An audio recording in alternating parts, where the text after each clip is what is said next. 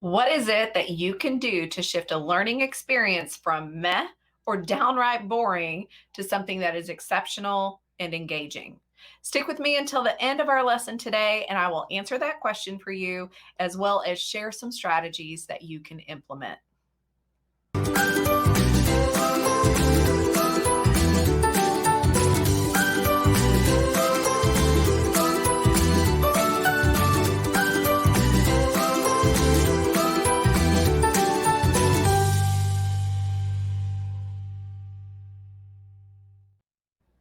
Hello, my name is Shawntay Skilldagger, the Chief Trainologist at the Instructional Design Company, and I am super excited to be here today talking to you about how you can revolutionize corporate learning experiences with instructional strategies. So, as instructional designers, we have a lot of tools inside of our toolkit to help us create really engaging learning experiences. And for whatever reason, we don't always tap into that toolkit. So that's what I plan to talk to you about today is what are those instructional strategies that we can use to take our learning experiences from just okay to something more meaningful and engaging. So it's always a good idea to just kind of level set with what are the instructional strategies that we can use. So we're going to come together and just kind of align on what that definition is. So instructional strategies simply refer to the techniques or the methods that we use as instructional designers to help us create a learning experience or to facilitate a learning experience, right? To help us create those experiences that achieve the desired outcomes or the behavior changes that we are looking for. There is actual strategy or thought that goes behind choosing which strategies we're going to use. You don't want to just be like, oh, I'm going to do that activity or, oh, I'm going to do that activity. We want to think about like, what activity would really support this part of the learning experience to help our learner be engaged, but also to help reinforce whatever it is that we are building around, right? So we definitely want to use things that help promote engagement, but also reinforce learning and help to create understanding or create places for practice within that learning experience. So let's get into it. We're going to talk about 5 instructional strategies today. Of course, there are always more than what we can deliver in the short amount of time that we have together. So we're going to hit on lectures, simulations, case studies, multimedia, and cooperative learning. So we're going to go through each one. We're going to introduce what it is. We'll talk about some of the benefits. We'll talk about the cons, and then we'll talk about what you can do as an aspiring instructional designer to help bring these things into your learning experience design. So we're going to kick this off with lectures. We have all been a part of lectures. We have been in lectures in school. We've been in lectures in college. We've been in lectures at work, right, where we're sitting in the audience and we're listening to a talking head that tells us about some kind of new rule or policy or training, that is happening in our workplace. So a lecture is very simply a person standing at the front of the room, even a virtual room, delivering information, and then there are people that are receiving that information. So whenever I think about lectures, I often think about one to many, right? It's one person delivering information to many. So that engagement is low when it's one to many. But the good news is, as instructional designers, there are strategies that we can implement to help improve the quality of a lecture.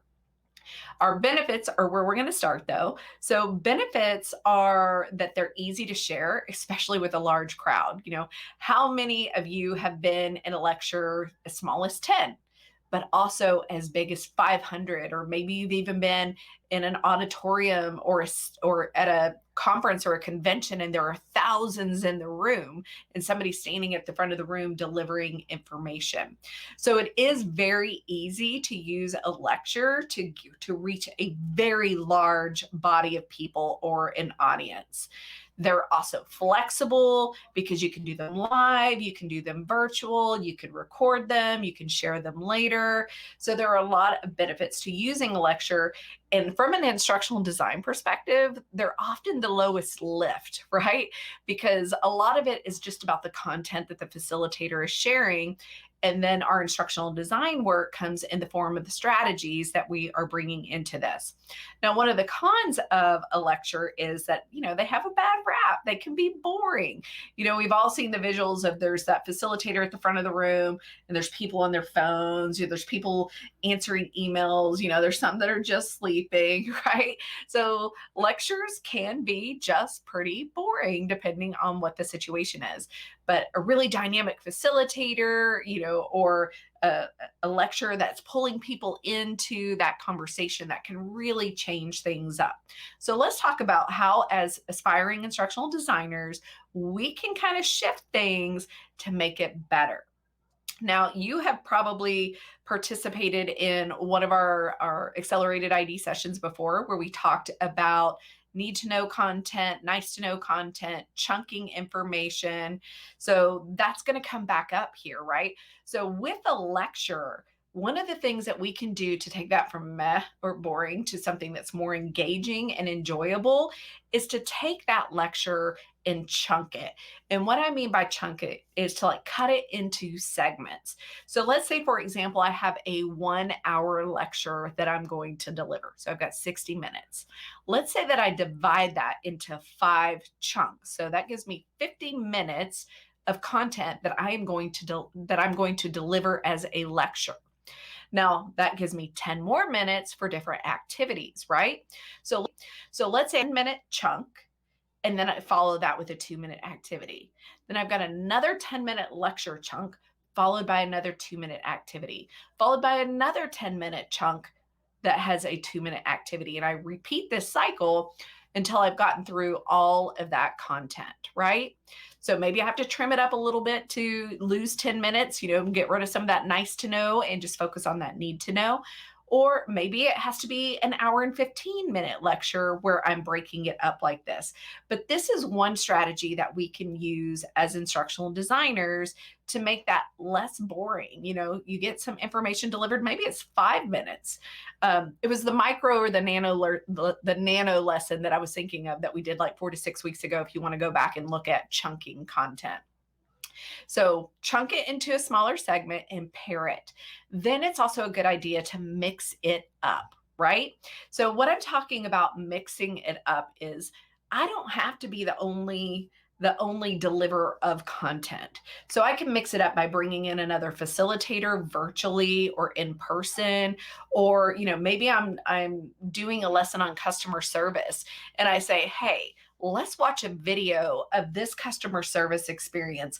And then let's come back and talk about what are some of the things that she did well? What are some of the things that she could have done differently, right? So that is, I deliver content. And then I brought in something new, something novel. I brought in a video, and then we're going to go into this discussion about it. So I have just changed the experience of that lecture because now we've made it more dynamic. We've made it more engaging. And then again, we just want to focus on the need to know content. So with a lecture, especially, you want to really trim out all the stuff that they don't need to know, that's not necessary to achieve those objectives, so that we're getting through it as quickly as possible. Nobody wants to be captive in an audience for any longer than they have to be. So we're going to move on to simulation. So simulations are really just about creating realistic learning experiences and environments that we can immerse our learner into. One of the things that I love about simulations is that they are completely immersed. The person has to be 100% engaged, can't really be passive in these experiences because they have an active role, right? So a simulation could be as simple as creating a sandbox. Maybe you have a new workplace resource platform and you have the developers create a sandbox where they can go in and they can practice, entering a new employee or assigning new trainings, right? So it's a very safe place that they can practice, but get that hands-on learning. Or it can be something more complex, like a flight simulator, where the pilot in training goes in and they practice flying and landing in different scenarios. So these are just a few examples of simulations, but we can also create simulations in the room. Maybe we're going to simulate a checkout experience, where somebody's taking the groceries and they're mocking like they are scanning. Maybe this is, facilitated through AR or VR. So there are many ways that we could create this virtual experience. The benefits are that they're super hands-on. Again, they are immersive, where the person is completely involved in that learning experience, super high engagement, 100% engagement. Some of the downfalls are that they can be really costly to build. Those simulation machines cost thousands of dollars. So not every organization has budget for that. Or even if you're working with VR, AR, the equipment for that can be very expensive. And then just even the design of creating the simulations can be costly because it takes longer, right? So these are just some of the benefits and the cons. Now, as instructional designers who get to work with simulations, it's really great because, again, it helps us create engaging learning experiences.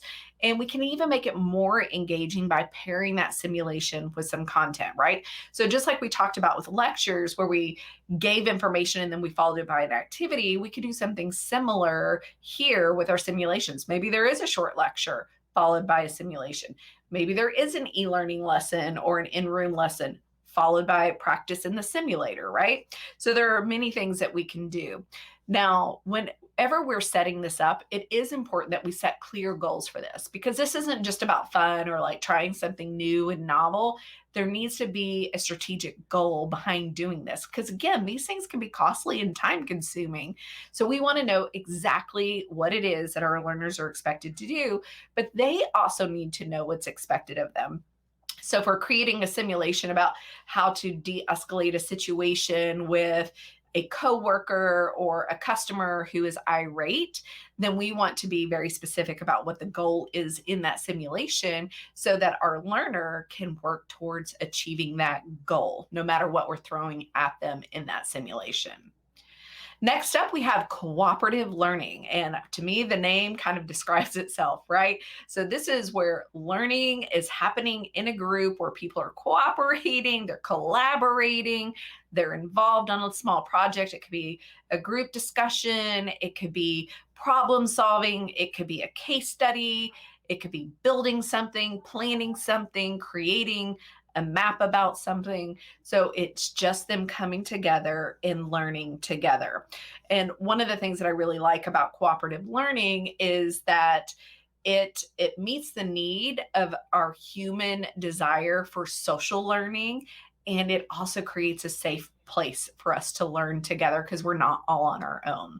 So benefits are full participation. Remember when we talked about lecture being one to many? Well, in cooperative learning, we've got many to many. So it's not just a facilitator pushing information to one person as a one-way dialogue.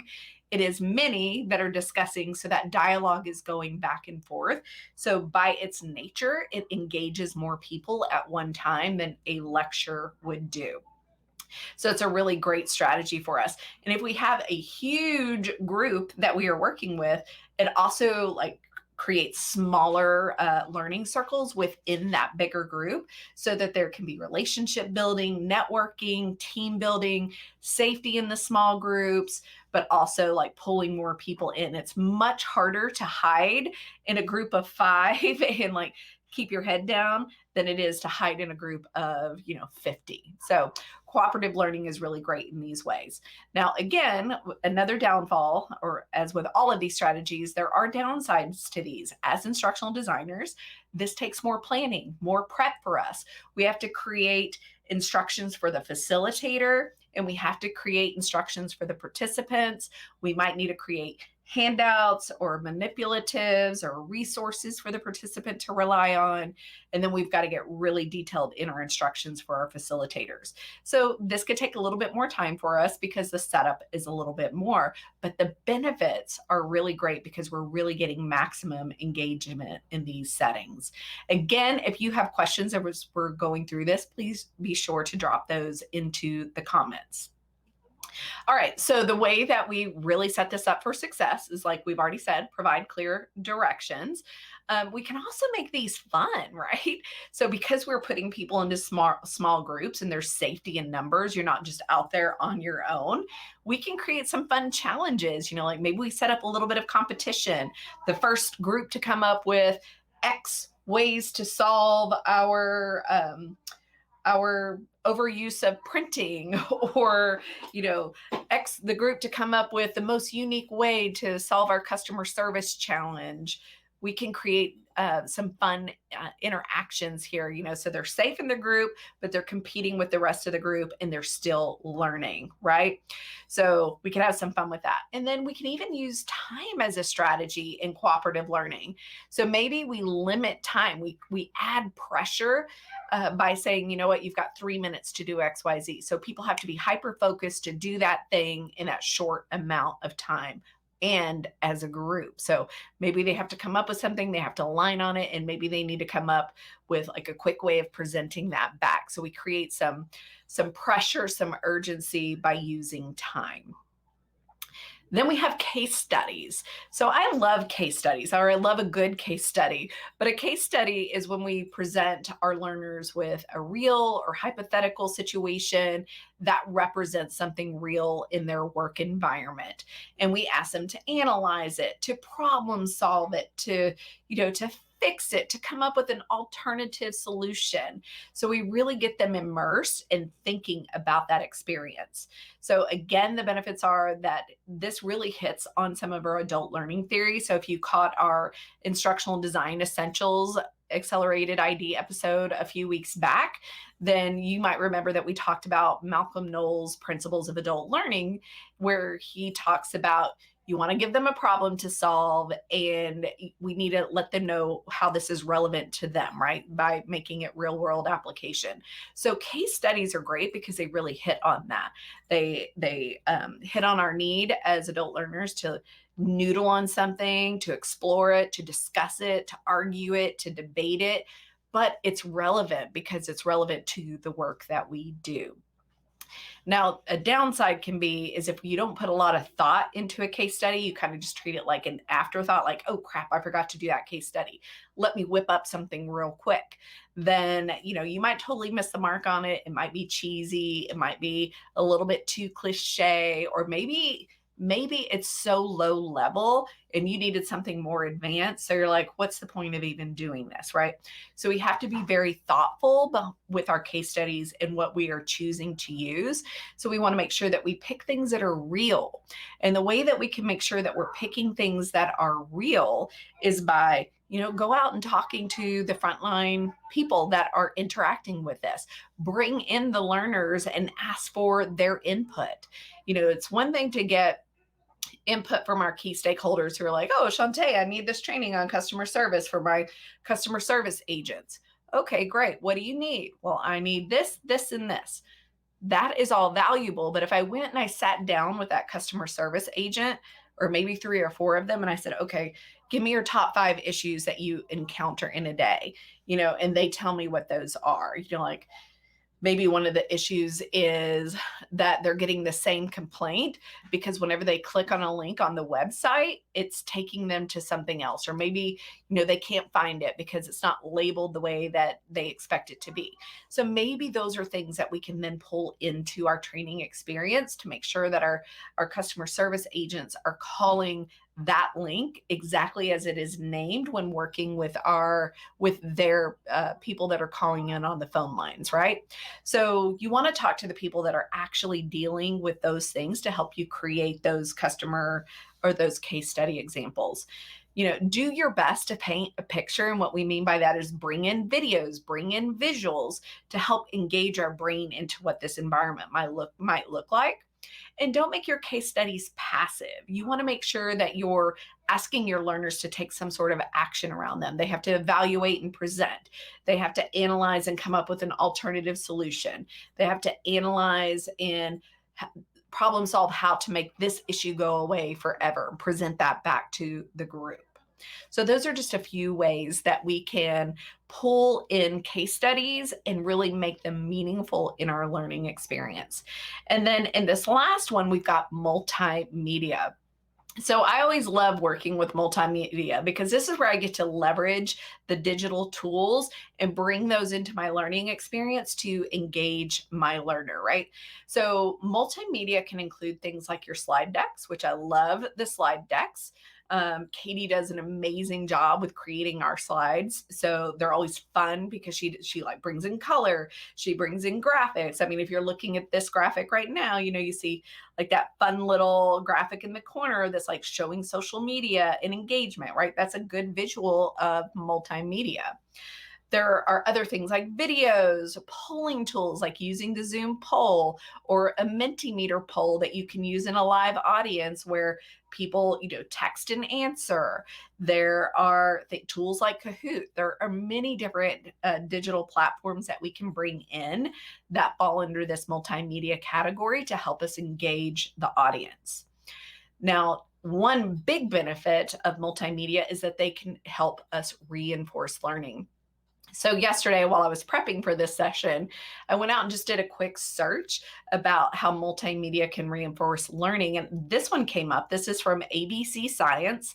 And this says studies show that auditory memory is reliable for immediate recall, while visual memory is relied upon for information stored in our long-term memory. So isn't that interesting? We can use visuals or multimedia to help move something from short-term into long-term memory because people picture things in their head much longer than they remember those words that were spoken.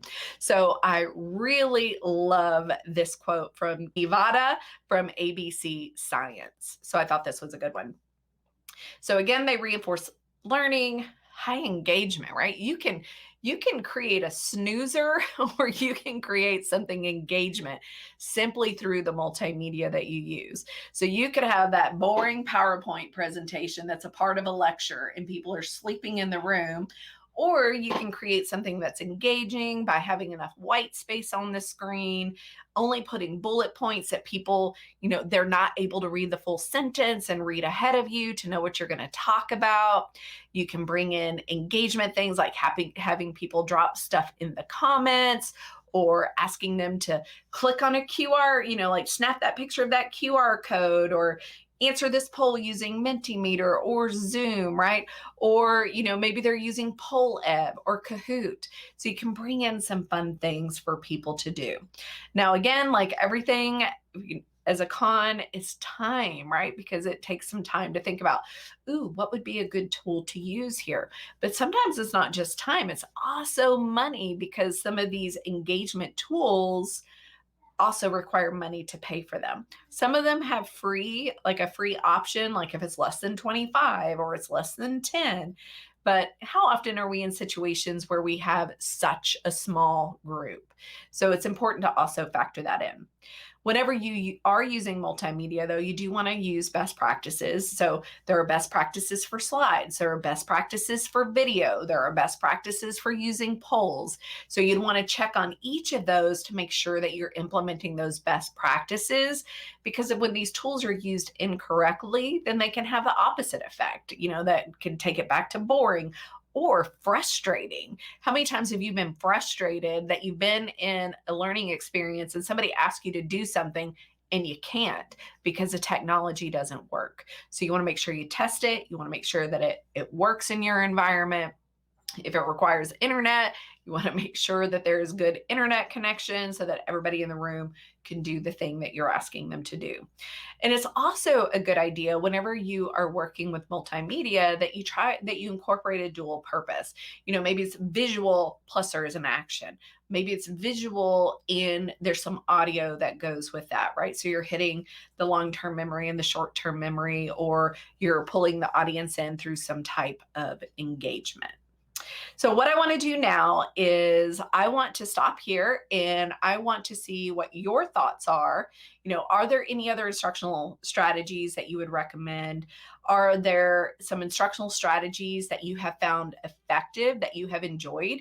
That can be as an instructional designer, that could be as a facilitator, or that could be as a participant who experienced that instructional design strategy being used in a learning experience that you were a part of. As instructional designers, it's more than just using a strategy. We also want to make sure that we're picking the right strategies. It's not a one size fits all. It's not like that dress that you could buy that's one size fits all. That just doesn't work. we need to be very selective in like, oh, I'm going to use a poll here because I want to show the audience that, we have diverse perspectives around this issue. So a poll is a really great way of showing that. Or, maybe I need to get people up and moving. So I want to have them work on flip chart paper over there. So I'm going to have them go over and they're going to discuss something related to the topic, but I need to get some energy back in the room. So I'm going to get them moving. So I build that in as an instructional designer to make sure that, I build in those breaks where people get up and move, because when you get up and move, what do they say? You increase your oxygen flow by 20% to the brain, which then increases your engagement and your ability to take in more information. I just want to reinforce that whenever we are choosing our instructional design strategies, we want to make sure that we are being selective, that we are doing this with intention, and that we are doing this with purpose.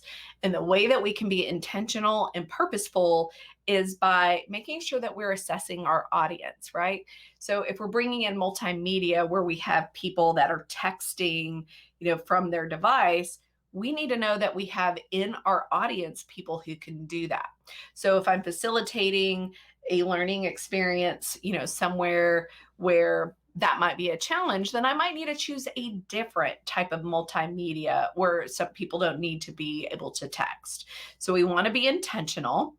We also want to make sure that we are considering our objectives, our outcomes, the behavior changes that we are looking for in this learning experience, and designing or pulling in instructional strategies that support those outcomes. So if my outcome is to reduce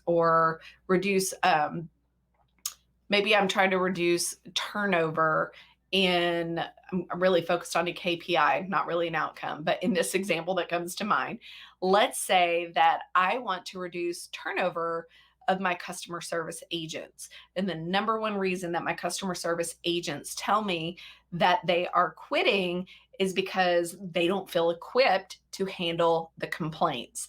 And it's really hard to take call after call after call of complaints. So I need to equip my CSAs on how to handle those complaints. So if that's what I'm really targeting in my learning experience, that I want to pull in instructional strategies that allow me to support my learners in that. Maybe I'm giving them case studies.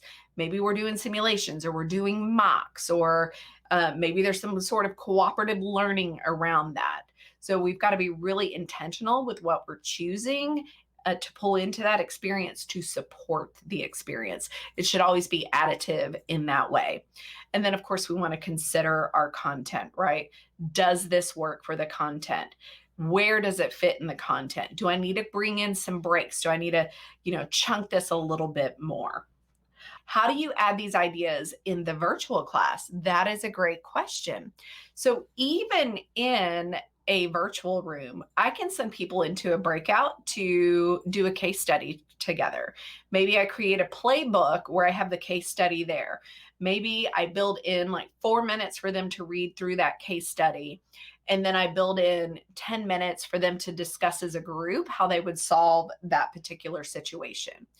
Or cooperative learning works like that too. Maybe I send them into a breakout room where they have to come up with a list of ways to help reduce the number of complaints. I'm really focused on customer service today for some reason. Then I bring them back into the group, into my virtual room, and maybe they present. Maybe I go around group by group and say, okay, so group A, can you share with us what you came up with? Or maybe I gave each group a different part of the problem to solve, very much like a jigsaw, right? And then they come back and they present that. We could spend like 45 minutes on that. So we can definitely bring in that. Multimedia, that one's a pretty easy one that we could still do the polling, we could do the videos. So we're going to finish out with an example today. So we have this call center example that says, we've got call center employees are transitioning to a new software system supporting banking clients.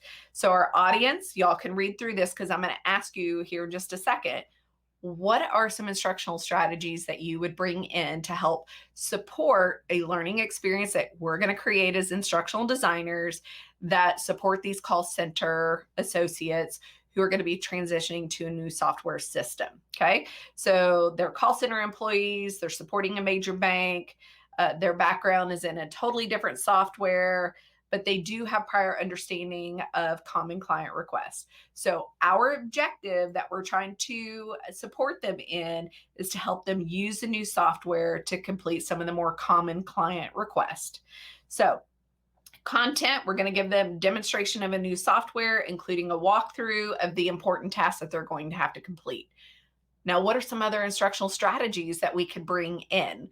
If you want to drop that in the comments, I would love to hear from you.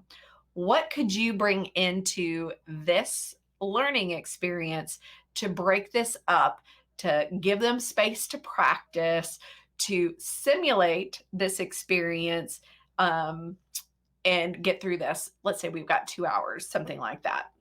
So I'd love to hear what you think before I give you all the answers. So how would you support this learning experience?